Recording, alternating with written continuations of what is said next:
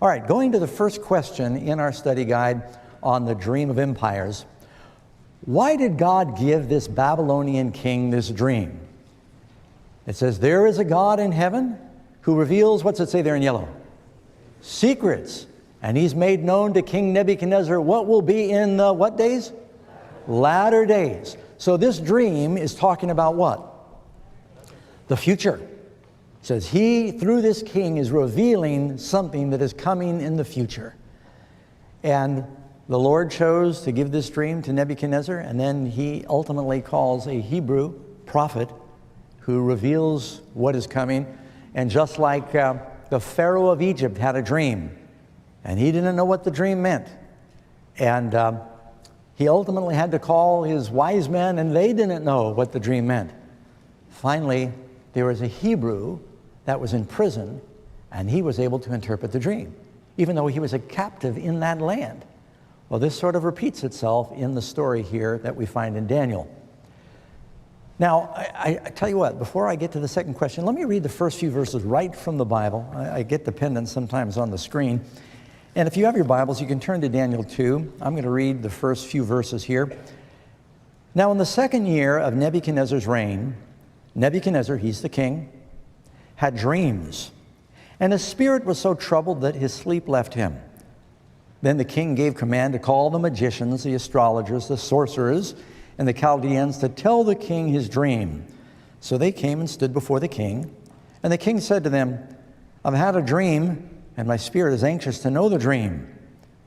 Well, these are the kings, you know, he had a lot of astrologers and soothsayers and spiritualists, and they were on the royal payroll.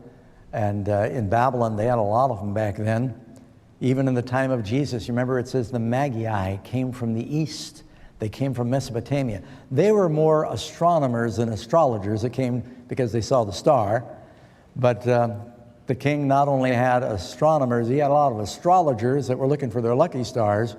And they would throw out chicken bones and cut open a liver and do all these things to tell the future.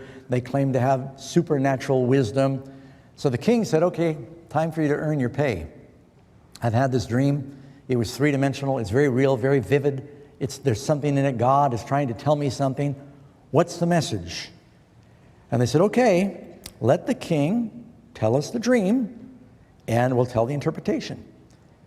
And the king says in verse 5, my decision is firm. You shall make known the dream to me and its interpretation, or you'll be cut in pieces, and your houses will be made an ash heap. However, if you tell me the dream and its interpretation, you'll receive from me gifts and rewards and great honor. Therefore, tell me the dream and its interpretation. And you can imagine the consternation of the wise men when they said, we could concoct some interpretation for you, but you want us to tell you what you dreamed. Well, they said, the answer for that only belongs with the gods. How can we do that? And the king was furious. He said, man, you guys are frauds. He says, you're just stalling. And he started to put together an order to execute all of the wise men of Babylon. So that leads us to our second question. When the king's counselors failed to reveal and interpret the dream, what was Nebuchadnezzar's plan or his command?